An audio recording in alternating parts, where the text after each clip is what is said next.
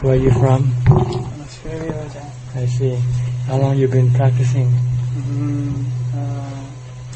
10 ปี 10 ปี disciple of Ajahn Kalyana, Ajahn Anand, I see. and Ajahn Dan, who just come from Wat Yannasangwararam. I see. You came by yourself? Yeah, I came with the son by myself. I see. Is there anything you like to ask? I'm having blockages in my meditation. I'm not sure what to do. I think most problem arises from the lack of mindfulness. Mindfulness is the key for a successful meditation, because mindfulness is the factor that can rein in the mind, that can contain your thought. If you cannot contain your thinking, your thought, you cannot achieve samadhi. And if you cannot achieve samadhi, you will not experience the bliss that you will achieve from a mind that is at ease and peaceful. So what you have to do, or what you need to do at all times, from the time you get up to the time you sleep, is to develop mindfulness. Mindfulness can be developed in many different ways. The Buddha gave 40 subjects of meditation. These are subjects of establishing your mindfulness. For Thais, we like to use the name of the Buddha. So we recite mentally, Bhutto, Bhutto, at all times. This is just a ploy, a way of preventing the mind from thinking aimlessly. Normally we like to think aimlessly while we do things at the same time. Like when we brush our teeth or take a bath, we will think about some other things. This is considered having no mindfulness. The mind is not focused. The mind should be focused on only one subject, one object at a time. So if you use the body as your basis of your mindfulness, then you have to focus on the body's activity. Whatever the body is doing, you have to watch it all the time, not thinking about other things. Like when you're brushing your teeth, just watch your activity. Don't brush your teeth and think about other things. Just think about the action that you're doing at the moment. This is maintaining mindfulness. Because in order to bring the mind into samadhi, into calm, into bliss, you need to have the mind focus on one object. It shouldn't go to the past or to the future. It should always be here and now, at the present. So you can either use your body as your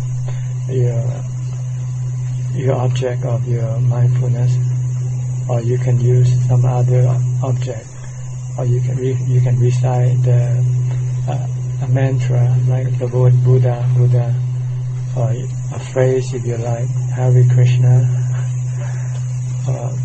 Thai would like some Thai like to use the phrase Buddhaṃ saranam gacchāmi, Dhammāṃ saranam gacchāmi, Saṅghāṃ saranam gacchāmi. Just keep doing that, and not to think about anything, because your thinking will prevent you from achieving calm. And if you have no calm, your mind will be restless, agitated, and desiring. And when you have desiring, you will feel very uneasy, uncomfortable.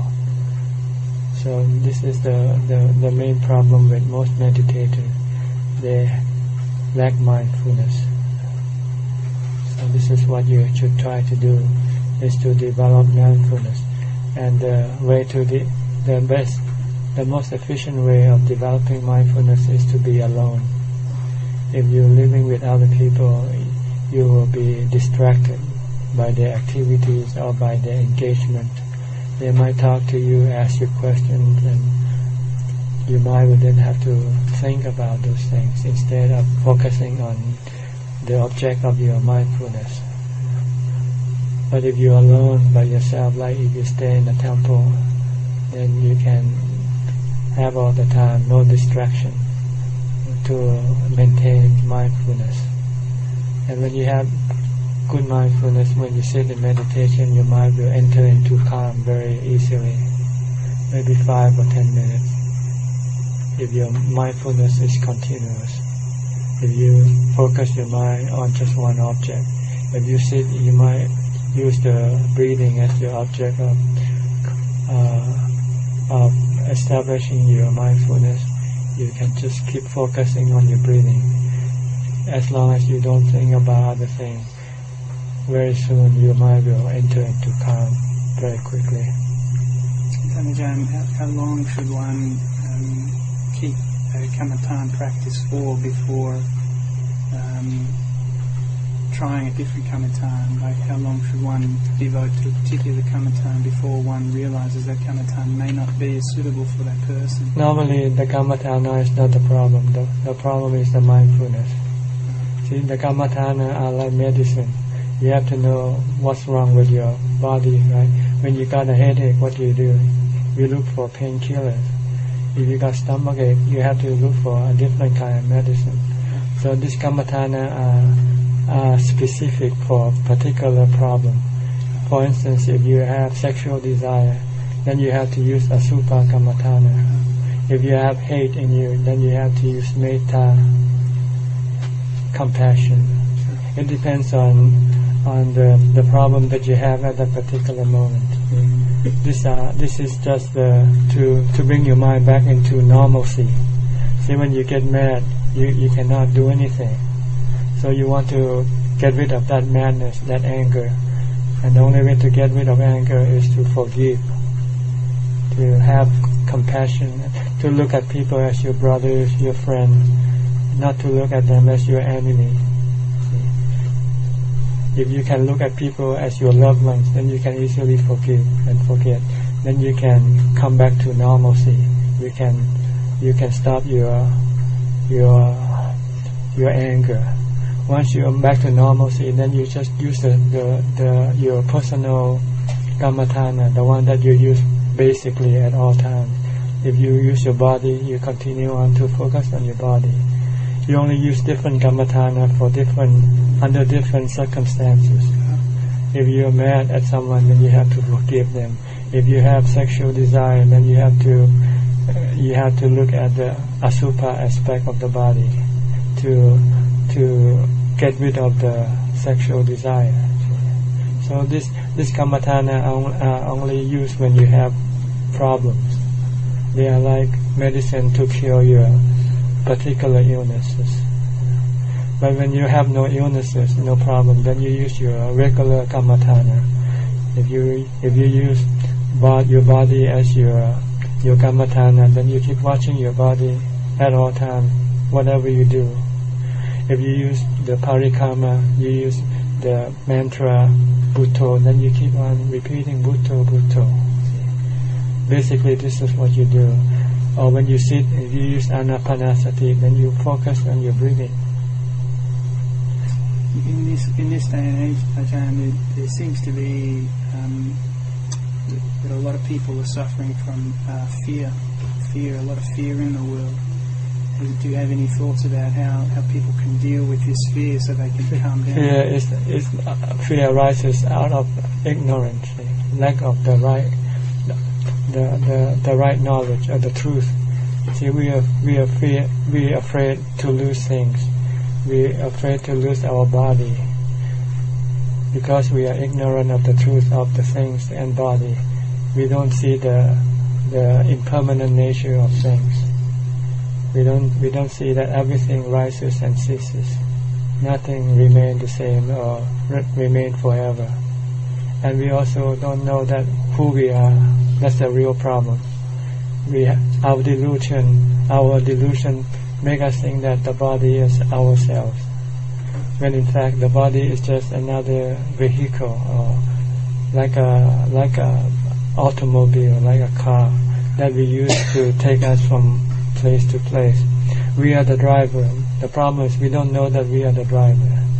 We think we are the car. See, the driver doesn't die with the car. The mind doesn't die with the body. See, if you meditate, then you will. If you can enter into total calm, then you'll come to realize that there is a separate entity, which is the mind. See, when you meditate, and then when the mind comes into total concentration, it will temporarily let go of the body. The body will disappear from the mind's perception. So there's the mind by itself. Then you know, this is what happened when there's no body. So once you know this, then you're no longer afraid of death. You're no longer afraid of losing anything. It's the delusion that makes you think that you're losing everything. When everything in the first place, they don't belong to you in the first place. Everything belongs to this earth. We came and just used the body to acquire things. But when the body has to stop, when the body has to die, then we lose everything. So we're just like I just told the lay people just now, we're just like a movie goer. We go to a movie, we look at the movies, see, and we think we might have this and that from the movie, but when the movie is over, we got nothing. We leave the movie house with nothing. See, this earth is like a stage, a movie, and the mind just come and use the body as the instrument to experience this movie. Once the body that we use to experience the movie no longer exists, then we just have to leave the movie house, leave the theater, and go to a different theater, get a new body. So if you know the truth that we are not the body, and everything that we have here, it doesn't really belong to us. They are only temporary possession. Once you have the right attitude, right knowledge, then you can adjust your attitude accordingly. You don't own the sun, right? So you don't get mad when the sun drops, when the sun sets, right? You don't feel bad about the sunset, because you know the sun doesn't belong to you. It's the same thing with the body and everything else that you have here. Your delusion make you think that everything belongs to you. Your body is you, yourself. So when you have to lose it, you think you are losing everything. You think you will disappear with the body. But that's not the truth. Because when you meditate, you don't have to use the body. Once the mind has entered into calm, it's separated from the body, and it actually becomes a lot happier than having the body. The body is really like a burden that you have to carry. It's like an automobile. It gives you benefit, but it also gives you cost. You have to pay for it. You have to take care of it. You have to buy gas. You have to wash, clean it, fix it when it needs repair. Is it true that the heart is the greatest deceiver of all? Heart. The heart. The heart. Well, the heart, the mind is the one. It's the same thing. It's not the deceiver. It's this delusion, the deceiver. The heart is just the one that is being deceived. See? The heart is being given the wrong information. The heart being told that the body is I, mine, myself. Everything that I have is mine. Will be with me forever. Will give me happiness. This is wrong information. The Buddha said everything in this world is temporary. They don't belong to you permanently. One day you're gonna lose them all. So they cannot be true happiness. They actually are cause of your suffering, your fear. Is there any time that one should give any license to a particular thought? So if thoughts are positive thoughts, or if there are thoughts of something in the mind saying to do something which is a wholesome act versus an unwholesome act, should one just note that thought and let it be, or should one actually, are there instances where someone should act on those thoughts? So for instance, if there is somebody who hears a voice to go into a room, and if they hadn't gone in that room, if they're a nurse for instance and they go into a room and if they hadn't gone into the room, a child may have died, should they just be noting, this is this, and leaving it, just noting it as mindfully, or should they actually be acting on those voices or on those thoughts? So I guess the question is when should we give credence to the thoughts that arise rather than just noting them as thoughts? Well, with things, there are two levels of reaction that you can take to a certain particular event. You can look at the absolute level in which it doesn't matter. Whatever you doesn't matter, because you might save the life of this child today, but he's gonna die a few days or a few years later anyway. So this is on the absolute sense. You don't have to do anything. But on the conventional sense, if you can help the child, do it. If you can prevent bad things from happening, do it. But don't be happy, don't be deluded that he's gonna be safe forever. Sure. He's just gonna be safe for the day. He might die tomorrow anyway. We're all gonna die one day or later, sooner or later. So, if you want to be on the absolute plane of existence, then you just have to let go of everything. Doesn't matter. If you can do it, do it. If you cannot do it, doesn't matter. And I just wanted to say personally, thank you for all your translations of Mabu's talks. They've made a tremendous difference in my life, and they've tremendously helped me. Okay. I'm very happy to hear that, because I'm not sure that whether what I did could do some good to anybody. This made a tremendous difference in my life. Because I think Luang Ta Mahaprabhu's teaching, especially the one that I translated, are specifically for practitioners, usually monks. So it might be a bit difficult for lay people to grasp or to understand. Straight in my heart. It's very good. Yeah. Okay. Just keep following his teaching. What you really need now is time to practice. Right now you don't have the ability to judge your thoughts, whether they are right or wrong. You might be able to judge a certain level, but deeper level you cannot judge. So it's better not to worry about this thing right now. Right now what you should do is try to get your samadhi going.